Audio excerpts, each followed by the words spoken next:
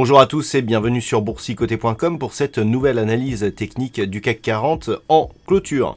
Avec une séance donc qui s'est inscrite dans la poursuite du mouvement baissier qui a été enclenché déjà depuis quelques semaines, puisqu'après une ouverture donc sur un nouveau gap baissier qui a englobé la zone des 4000 points, le CAC 40 a marqué une bougie d'hésitation ici, pour au final clôturer sur un niveau proche de son niveau d'ouverture, puisqu'à 3881,46, le CAC 40 repère 5,75% par rapport au niveau de clôture de vendredi dernier. Alors, il s'en est fallu de peu, on était encore ici dans des zones de perte aux alentours des 10% ici sur les plus bas. On a marqué donc un rebond assez important.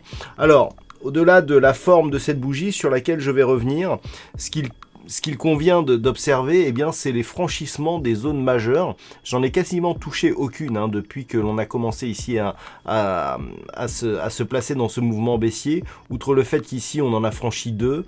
Là, on en franchit une, toujours sur gap. Et là, on refranchit une zone majeure à 4000 points, toujours sur un gap. Et on se retrouve donc entre cette zone de 4000 points et le prochain support que je vous avais indiqué vendredi, qui se situe à 3590 points. Du point de vue des indicateurs techniques, on reste dans une dynamique forcément baissière avec des histogrammes du MACD qui évoluent toujours ici à la baisse et un RSI qui continue toujours à évoluer dans sa zone de survente dans des niveaux assez importants. Alors attention, on n'est pas sur un plus bas, donc on ne peut pas encore dire qu'on a une divergence haussière, mais sur le RSI, au point où nous sommes actuellement, 12,42, on a eu un point bas inférieur suite à la séance de jeudi, sur la clôture de jeudi. Donc bon, on sait pas encore un vrai signal, mais on voit que sur le RSI actuel, eh bien, on a un niveau supérieur à ce qu'il était jeudi soir. On a des volumes qui sont supérieurs à la moyenne, mais qui sont légèrement inférieurs à ce qu'ils étaient sur les séances de ici jeudi, vendredi. Là aussi, du point de vue de l'attente d'un éventuel retournement, il aurait été préférable que l'on ait des volumes supérieurs ici sur cette séance au volume des séances de jeudi, vendredi, pour avoir plus de probabilité de retournement, mais ce n'est pas le cas aujourd'hui. Donc, les signaux que nous avons, ils sont très simples, c'est juste ici cette bougie d'hésitation avec une ombre basse développée, donc plus développée que le reste de la bougie. Ce n'était pas arrivé depuis le début de cette phase de baisse, sauf ici sur cette phase où on avait vu ici que l'apparition d'ombre basse sur ces bougies, c'était traduit par un rebond technique. Mais le rebond n'était resté que technique. On avait invalidé tout ça par la reprise ici d'une baisse sur un gap baissier avec la poursuite donc que l'on a connue depuis.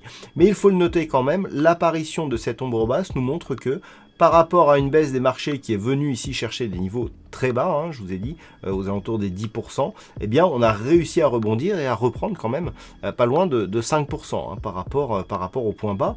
Donc ça montre qu'on commence à avoir des investisseurs qui reviennent sur les marchés. Alors, on a un autre élément aussi qui est assez intéressant et que je vais vous montrer tout de suite. Alors, pour vous montrer ceci, je vais un petit peu étendre ici le graphique et revenir notamment sur la configuration que l'on avait à cette époque-là, à un moment où on avait ici ce biais haussier. Alors, c'est en revenant sur un vieux graphe où en fait j'avais tracé ici les retracements de Fibonacci et où je vous montrais ici les phases de retracement pour voir si on allait revenir sur un retracement total ou pas. Voilà tel qu'était le retracement de Fibonacci, et puis au franchissement j'avais enlevé justement ces retracements. Et bien regardez ce qui se passe maintenant. Je vais revenir ici sur un graphe, voilà. Regardez surtout les extensions de Fibonacci, c'est très intéressant. On a ici une extension de Fibonacci, donc première extension, 161,8%, donc de retournement qui est franchi sur un gap. On avait d'ailleurs ici eu la validation et ensuite franchissement sur un gap sur le franchissement des 100%. Et regardez le 161,8% ici franchi sur un gap. Et là, on est juste venu chercher ici le 261,8% avant de rebondir. C'est assez intéressant car malgré le fait ici que l'on soit sur une phase de baisse marquée, on a quand même eu des réactions assez intéressantes donc autour de ces extensions de Fibonacci. Donc la deuxième extension, elle est très peu souvent atteinte, donc là il s'agit d'un retournement majeur, mais le fait ici que l'on ait eu des réactions sur ces deux mouvements, eh bien est assez intéressant. Alors il ne faut pas y voir de signification particulière, c'est vraiment pour le C'est vraiment par curiosité que je vous montrais ceci, mais cela montre que malgré justement cette espèce de mouvement panique que nous avons, eh bien on arrive à trouver des zones techniques qui sont malgré tout significatives. Alors, pour demain, alors quels sont les niveaux? Première chose, alors c'est assez mal parti quand on voit comment évoluent les futurs au moment où je fais cette analyse, si on ouvre demain avec un gap aussi ici et que l'on revient sur cette zone, c'est-à-dire au-dessus des 4000 points. C'est assez intéressant parce qu'on pourrait avoir un début de pattern de retournement. Donc ça, je dirais que c'est la configuration la plus optimiste. Donc si on ouvre ici au-delà des 4000 points et que l'on confirme avec par exemple une clôture ici sur la zone des 4000, allez, 4500-600 points, on aura déjà les prémices d'un potentiel retournement.